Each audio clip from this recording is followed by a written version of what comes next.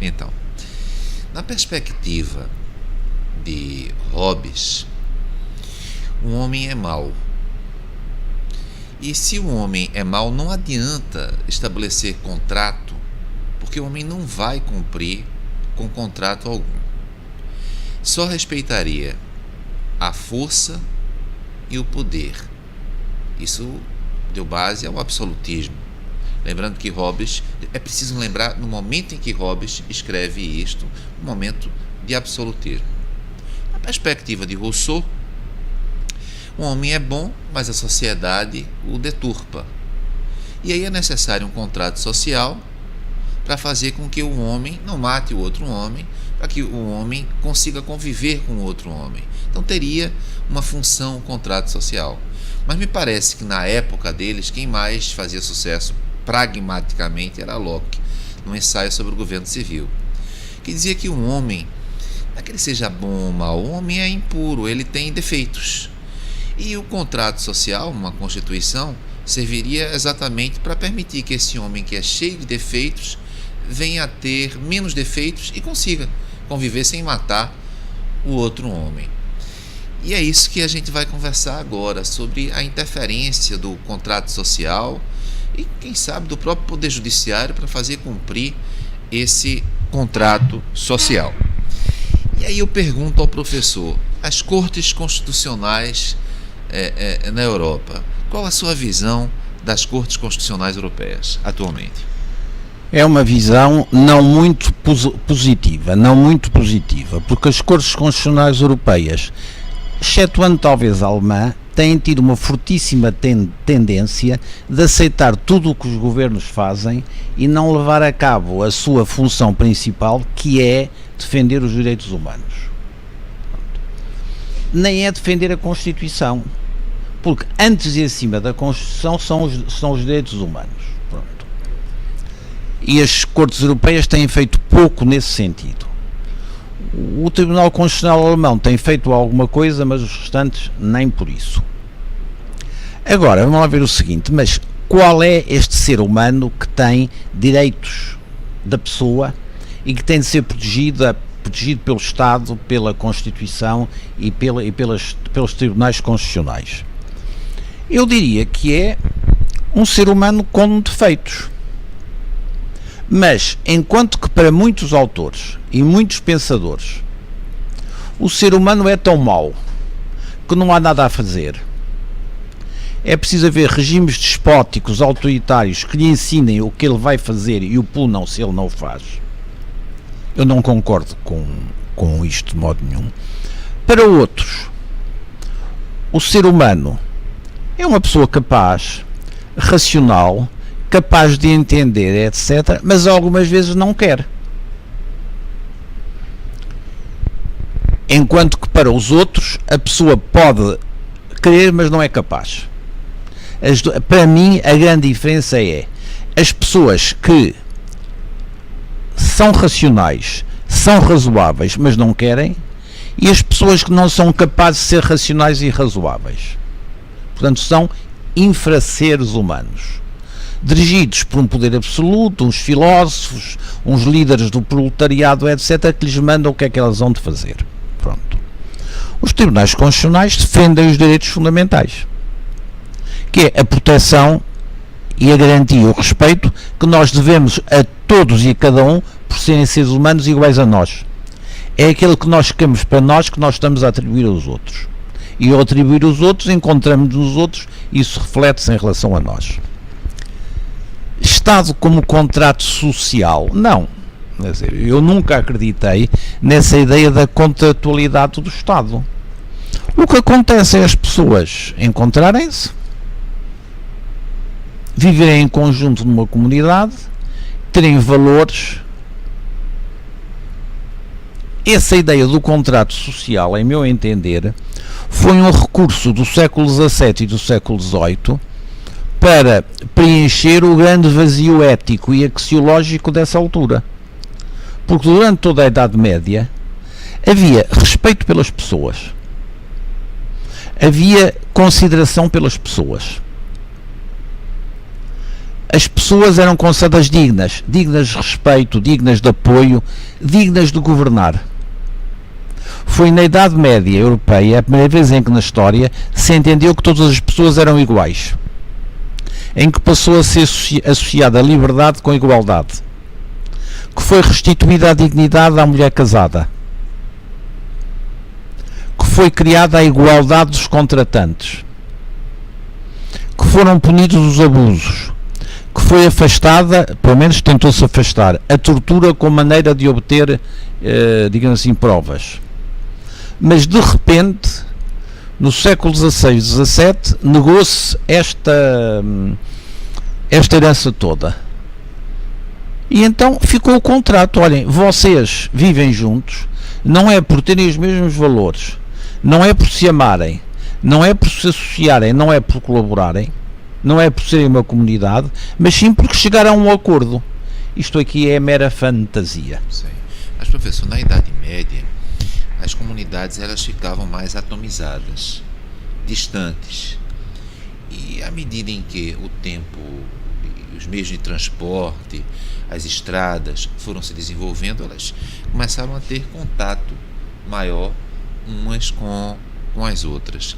Então, se não é o Tribunal Constitucional o caminho para nós conseguirmos conviver, se não são os tribunais internacionais, pela baixa efetividade que têm nas suas decisões, que constituem esse caminho de convivência, o que fazer, professor? Porque existe o problema, mas é necessário também, pelo menos, esboçar alguma sugestão para solucionar o problema. Qual seria a sugestão? Ora bem, em princípio, há duas modalidades. A modalidade em que a única maneira de introduzir ordem na sociedade são os tribunais e é o Tribunal Constitucional, e a outra, que é a concepção americana, em que o juiz é que faz a lei, o juiz é que faz a ordem, o juiz é que diz o que se deve fazer. Pronto. Ou então a concepção tradicional europeia, hoje um bocado em crise, de que o que faz a ordem social é a lei justa. É possível as leis serem justas. É possível os governantes emitirem leis justas. Se não o fazem é porque não querem. Nessa altura, destituam-se. Mas quando se fala em justiça, eu pergunto, de repente a justiça em uma determinada comunidade é de uma forma, em outra é completamente diferente. Dou o exemplo da França. De repente chegam pessoas de fora da França com a outra cultura e consideram razoável utilizarem véus que encobrem o rosto, e para aquela comunidade aquilo é visto como natural. De repente ela entra na França e a França não vê isso como natural e gera uma guerra. É possível, digamos, um migrante assimilar a cultura do local para onde vai? Seria isso desejável? Ou o migrante entra naquele local e mantém a sua cultura e o local que o recebe respeita isso? Parece que não é fácil esse equilíbrio. Não é nada fácil, porque vamos ver uma coisa: as comunidades europeias formaram-se durante 2000 anos, ou mesmo para trás. Tiveram aquela grande unificação que foi o Império Romano. Depois chegaram os chamados bárbaros, que se integraram em estruturas já existentes, uma vez respeitando-as, outras vezes destruindo-as, e depois foram criando formas de convivência ao longo de centenas de anos.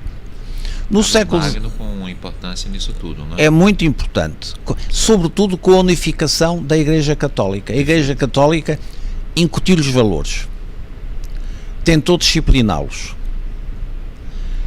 As grandes migrações europeias foram migrações dos fins do século XIX e do século XX, que foram basicamente italianos, portugueses e espanhóis que foram para a França, para o Luxemburgo, para a Bélgica, para a Holanda, para a Alemanha, etc. Mas que tinham basicamente, não digo a mesma maneira de viver a vida cotidiana, mas tinham valores, hábitos, etc. muito semelhantes. Um dos problemas que está por hoje é que nós estamos a 6 horas de avião do Irão, estamos a 12 horas de avião da China, Estamos a 12 horas de avião da Índia. Estamos a 4 horas de avião do Mali. O mundo hoje, quer nós queiramos, quer não, é uma aldeia global. As coisas ainda se vão esbatendo em virtude da diversidade geográfica, mas essa distanciação geográfica é cada vez menor. O que é que vai acontecer? Dizia-se tradicionalmente que verdade para aquém dos Pirineus, mentira para depois dos Pirineus. Mas não era tanto assim. Os valores eram muito semelhantes. Agora, há povos extra-europeus que têm valores muito parecidos com os europeus e outros que não têm. Como é que nós vamos compatibilizar isso? Com uma abertura suficiente da Europa e a abertura suficiente dos que vêm, isso vamos ver no futuro. Perfeito. Professor, eu também indago dentro dessa perspectiva dos tribunais é que o Brasil é um país muito grande, é um país continental e tem uma justiça dual. Existem justiças estaduais, nós temos 26 estados mais o Distrito Federal, e nós temos no Brasil a Justiça Federal, que foi inicialmente instalada em 1891 através de 2 decretos, permaneceu assim até 37, com recursos para o Supremo Tribunal Federal, inclusive julgando matéria eleitoral, é bom que se diga. E de repente em 37 o Getúlio Vargas extinguiu a Justiça Federal, que só veio a ressurgir em 46 através do Tribunal Federal de Recursos e o AI2 em 65 retornando o primeiro grau. Então, a justiça no Brasil tem essa característica de ser estadual e de ser federal. E aí surgiu, pela Constituição de 88, o Superior Tribunal de Justiça. A ideia do Superior Tribunal de Justiça era: o Supremo já estava com um volume muito grande, o Supremo Tribunal Federal, um volume muito grande de causas, então nós teríamos um tribunal superior para matéria infraconstitucional e um tribunal superior, Supremo, para matéria constitucional. A ideia geral foi essa. Eu pergunto para o senhor, o senhor conhece a Alemanha, o senhor conhece outras federações. O que o senhor pensa desse modelo, de um tribunal, de um Superior Tribunal de Justiça para julgar matéria infraconstitucional e de um outro tribunal para julgar matéria constitucional? Eu pergunto isso porque, nesse momento, no Brasil, nós temos uma discussão muito intensa. Condenação em segunda instância. O Supremo Tribunal Federal concluiu que, após a condenação em segunda instância, caberia sim falar-se de prisão, não como prisão preventiva. Falar-se em prisão porque o princípio da presunção do estado de inocência é um princípio relativo, como os demais, e, portanto, seria possível a prisão, até com o objetivo de evitar a impunidade. Contudo, o Supremo Tribunal Federal parece que vem mudando essa perspectiva, dizendo: olha, não tem que ser a condenação em segunda instância, mas deve ser a condenação em terceira instância no Superior Tribunal de Justiça. Enfim, esses tribunais superiores não precisariam, para dar uniformidade à interpretação legislativa, não precisariam ser mais estáveis? Lembrando que o Jorge André, o juiz federal que eu falei, que está na Carolina do Norte, está estudando exatamente a questão do precedente, porque não é possível ter um precedente que muda a cada ano. O que o senhor vê a respeito desses tribunais superiores que teriam por missão, além da justiça, da estabilidade e segurança jurídica? Aliás, a minha tese de doutorado trata um pouco disso, segurança jurídica, e efetivamente não conseguem. Queria que o senhor falasse um pouco. Ora bem, isso é um tema muito importante em todos os países e sei que é muito importante no Brasil. Para mim, em qualquer país, Portugal, Espanha, França, Itália, em qualquer país, o órgão de cúpula do sistema judicial tem de ser o Supremo ou Superior Tribunal de Justiça. Tem de ser a cúpula dos tribunais. Pronto. Em Portugal, quem representa o Poder Judicial é o Presidente do Supremo Tribunal de Justiça. Pronto. O Tribunal Constitucional está ao lado. O Tribunal Constitucional, em meu entender, e muita gente dirá o mesmo, tem de tratar só de questões estritamente constitucionais e não interferir demasiadamente nas posições do Supremo Tribunal de Justiça. Em Espanha, sempre que o Tribunal Constitucional interferiu nas posições do Supremo Tribunal de Justiça, o resultado não foi brilhante. Não foi. E em França, o órgão constitucional interfere o menos possível na estrutura dos tribunais. Eu diria que, nesta lógica, o Tribunal Constitucional deve ser um órgão, entre aspas, estranho. Um órgão que está ao lado. Se é tribunal ou não, eu não sei. Mas não obedece à lógica e à organização dos tribunais normais. E são estes tribunais normais, com a sua hierarquia, os seus controlos, os seus processos, etc., que oferecem garantia de justiça. O Tribunal Constitucional deve estar ao lado, discreta e modestamente, só para alguns casos. E evitando interferir com o funcionamento dos tribunais. Porque se o Tribunal Constitucional é demasiadamente presente, interferindo com os tribunais, então começa a perder a legitimidade.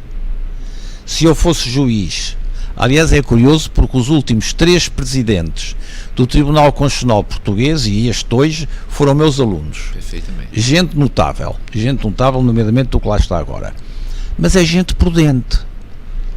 Gente que sabe que tem uma função muito importante, mas é uma função especial, residual.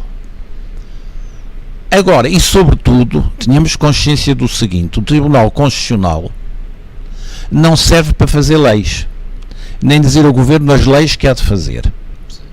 Deve dizer ao Governo quando houve uma norma, uma lei, um decreto-lei, que foi contrário à Constituição, nomeadamente aos direitos fundamentais. Mas não deve dizer ao Governo o que é que ele há de fazer.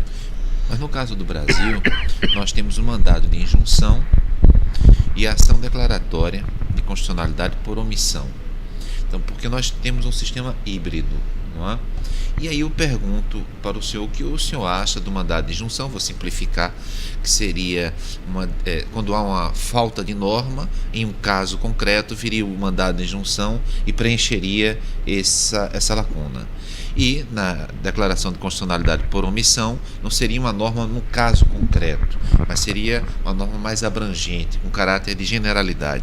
O senhor, como uma pessoa tão experiente, o que pensa disso, sobre ativismo nesse sentido que falei há pouco, provocado por instrumentos constitucionais? Eu lembro que hoje em dia muitas pessoas que falam contra o ativismo eram aquelas pessoas que em 88, 89 defendiam o mandado de injunção e a declaratória de constitucionalidade por omissão, chamando o Poder Judiciário um pouco mais. Eu lembro que quando aluno do professor Marcelo Rebelo, ele costumava dizer nas suas turmas: olha, algumas questões o legislativo não quer resolver, porque considera muito polêmicas. E aí termina o Poder Judiciário, diante dessas questões mais difíceis, mais polêmicas, resolvendo. Isso tem as suas consequências. O Poder Judiciário é para resolver conflitos. Ora bem, portanto, não é para substituir ao Governo a criar normas ou a dizer onde faltam normas. Suponhamos um caso que eu sei que no Brasil e noutros países é corrente e que permite revelar os exageros de certo poder judicial. Nós temos o princípio da liberdade contratual, que é realizarmos todos os contratos que não sejam proibidos por lei, nem vão contra os princípios gerais do sistema. Mas isto são contratos patrimoniais. Eu compro, vendo, ofereço, etc. Mas contratos entre as pessoas, que vinculem as pessoas, é uma das garantias fundamentais que esses contratos, para serem possíveis, para serem lícitos e legítimos, só se estiverem previstos na lei. É o princípio da tipicidade dos contratos pessoais. Casamento, adoção, tudo isso. Ora bem, portanto, um tribunal pode entender que ao nível de um relacionamento pessoal falta uma lei. Mas falta uma lei foi porque o povo, representado no Parlamento, não quis ou não achou oportuno avançar nessa matéria. Cala-se. Vamos ver outro exemplo. Todos nós gostaríamos que as pessoas tivessem um tratamento de saúde a 1000%. Pronto. Mas a verdade é que hoje, e cada vez mais, há menos possibilidades de o fazer. O governo é que tem a responsabilidade política de afetar recursos e estabelecer uma hierarquia das necessidades públicas. Se uma pessoa ou um grupo de pessoas acha que não está a receber os cuidados de saúde, educação, etc. necessários, olha, vote contra o governo nas próximas eleições. Porque os recursos são limitados. E se alguém invoca um direito a uma prestação pecuniária do Estado e lhe é dada satisfação, isso pode prejudicar profundamente o plano das contas públicas e esse dinheiro tem de vir de algum lado. Vem de outro Estado, vem de outra escola, vem de outro hospital, vem de qualquer coisa. Nós hoje andamos muito desconfiados dos políticos, mas não podemos passar sem eles. O que podemos é melhorá-los. Nem podemos criar uma nova classe política toda poderosa que seja os tribunais. Os tribunais são para dirimir conflitos. Quem cria as leis é o poder e o Parlamento, quem as executa é o Governo. Portanto, isso que eu ouço falar de ativismo judiciário parece-me muito, muito, muito estranho. Certo. Então, terminamos mais esse bloco e no próximo bloco nós vamos começar a falar sobre financeiro e tributário, não é? Então, acho que vocês estão gostando tanto quanto eu. Próximo bloco, direito financeiro e tributário no Brasil e na União Europeia.